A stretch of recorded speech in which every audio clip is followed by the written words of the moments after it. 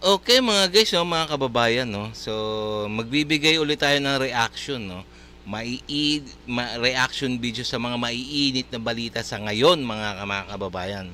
Ito yung tungkol ngayon, ha. Ito yung mainit na balita sa ngayon, ha. Yung kay Cheese. Keso.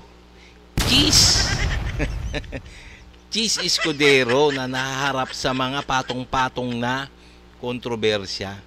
Hindi lang siguro kontrobersya to, no, kundi talagang talagang may talagang ewan na lang natin, ha.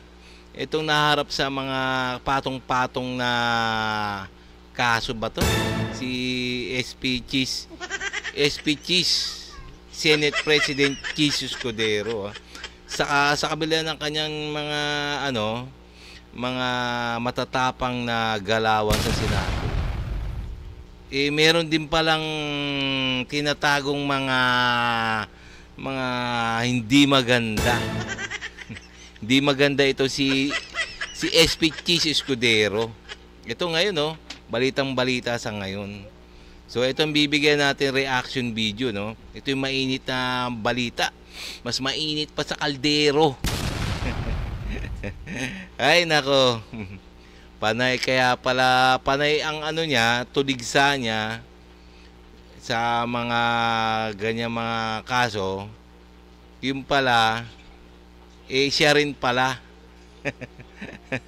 siya rin pala naharap sa mga maiinit na kaso. So bibigyan natin ito, galing sa Bilyonaryo News Channel, ha. So bibigyan lang natin reaction to. Sige, umpisa na natin.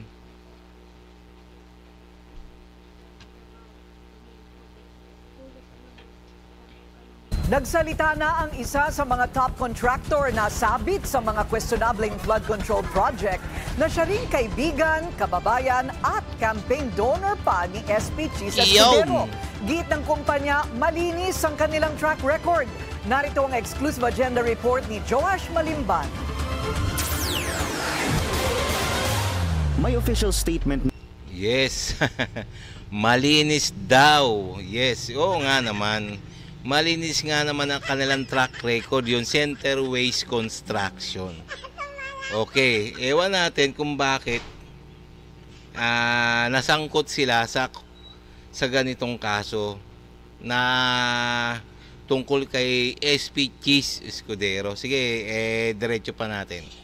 Na ang Center Waste Construction and Development Incorporated, ang kumpanyang pagmamayari ni Lawrence Chino Lubiano, na natuklasang isa sa mga campaign donor ni SP Cheese Escudero noong 2022 senatorial elections. Ang donation ni Lubiano umabot sa tumataginting na 30 million pesos. Wow! 30 million pesos donation daw. Donation daw ng construction magnate, kumbaga construction company, kay SP Cheese Escudero. Sa pahayag ng kumpanya, sinabi nitong pasado sila lagi sa standards at specifications na required ng gobyerno. Never din daw silang humarap sa kahit na anong reklamo o kaso patungkol sa mga proyektong kanilang hinahawakan. Matagal na rin daw suportado ni Lubiano si Escudero dahil sa track record nito sa public service. Pero base sa pag-fact check ng Bilyonaryo News Channel, tila hindi totoo na never naharap sa kahit na anong kontrobersya ang kumpanya. Base sa ilang local reports noong July 2022, minsan ang inimbestigahan ng sangguniang bayan ng Ginubatan sa Albay, si Lubiano at si Farida Co, kapatid ni Ako Bicol Party List Representative Zaldi Co. Dahil yan sa isa umanong palpak na flood control project. Pero base sa sumbong sa Pangulo.ph, may dalawa pang proyektong nahawakan sina Lubiano at meron pala mga palpak na project ang Center Waste Construction. Ano ba yan? ko sa Ginubatan. Isa na may target completion date na November 25, 2022 at nagkakahalaga ng halos 49.5 million pesos. At isa na may target completion date na June 20, 2023 na nagkakahalaga naman ng halos 99 million pesos. Sa kabuuan, mayroong mahigit 80 flood control projects na awarded sa Centerways Construction and Development Incorporated at may pinagsama-samang halaga na 5.1 billion pesos. Sa Matindi lahat ng kontrata ng Centerways Construction sa gobyerno tumataginting na 5 million mahigit. Ganyang katindi ang Centerways, no? So, ewan natin anong magiging resulta nito. Panoorin pa natin. Sa likod ng pagiging isa sa mga big-time contractors ng DPWH, napag-alaman ng Billionaire News Channel na isa si Lubiano sa mga key figure ng Cork Wine Bar and Shop. Isa siyang member ng Cork Elite, isang highly exclusive wine lounge na matatagpuan sa Bonifacio Global City at kilala ng iba bilang Billionaire Boys Club. Nauna nang sinabi ni veteran election lawyer Romulo Macalintal na posibleng maharap sa election offense si SP Cheese dahil sa pagtanggap ng donasyon sa isang kontraktor na may existing contract sa pamahalaan nang tumakbo siya sa pagkasenador. Ayun. Posible daw maharap sa kaso o disqualification or pagkakakulong si SP Cheese Escudero. Kasi ayon sa batas ng COMELEC na ayan ay may mga parusa pag ganyan, pag sumuway sa mga batas ng COMELEC.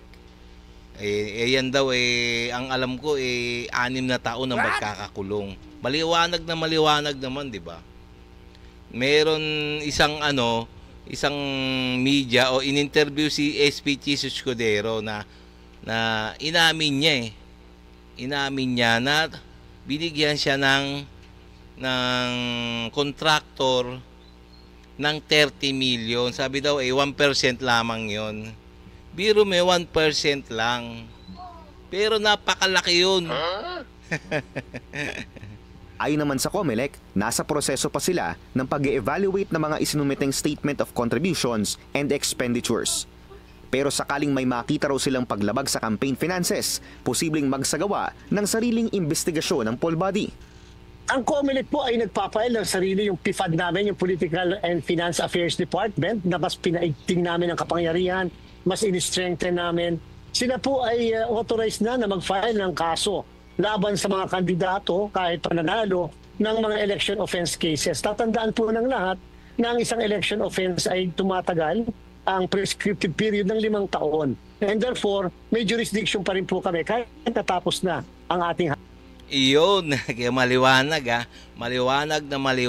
Ayan si official ng ayang nagsasalita na official ng COMELEC yan, na maliwanag. Pag nagkaroon ng talagang pagkakasala si SP Cheese Escudero, mahaharap siya sa pagkakulong ng 6 na taon. What? Matagal-tagal din sa Oblo. 6 na taon Halalan. Sakaling mapatunayan na may paglabag sa campaign finance regulations ng COMELEC, maaaring humarap ang isang kandidato sa isang election offense na may parusang 1 hanggang 6 na taong pagkakakulong. Sinubukan naming hingan muli ng statement si Lubiano at ang Centerways Construction and Development, pero hindi pa ito sumasagot sa aming mensahe. Para sa agenda, Jowash Malimban, Billionaire News Channel. Tingnan niyo naman so nahaharap talaga si SP Cheese Escudero ating Senate President sa disqualification or kaso, maharap siya sa kaso ng COMELEC. sa kabila ng kanyang katapangan sa Senado, meron din palang tinatagong tinatagong mga wala sa ayos ba. Ito ayon to nagbibigay lang tayo ng reaction sa tungkol sa itong binibigay natin reaction to sa Billionaire News Channel So hindi naman tayo naninira, kundi reaction lang to. So pwede rin naman kayo mag-comments diyan, mga kababayan So ganito na lang talaga mga kababayan. So si SP Cheese Escudero ang naharap sa COMELEC rule o sa mga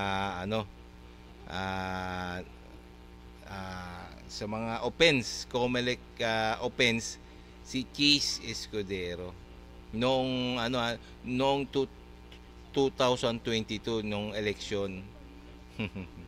So malalaman natin, susubaybayan natin ng mga balita na yan, no? Kung talagang ano mangyayari diyan sa kaso na yan, no? Sana nga hindi lang matulad to katulad sa sa ibang mga ahensya ng gobyerno. Okay, no, mga kababayan, no? So hanggang dito na lang tayo, no?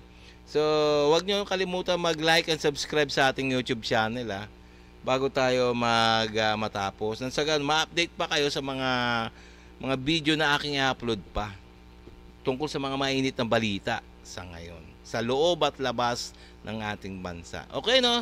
Please, don't forget, like and subscribe. Okay?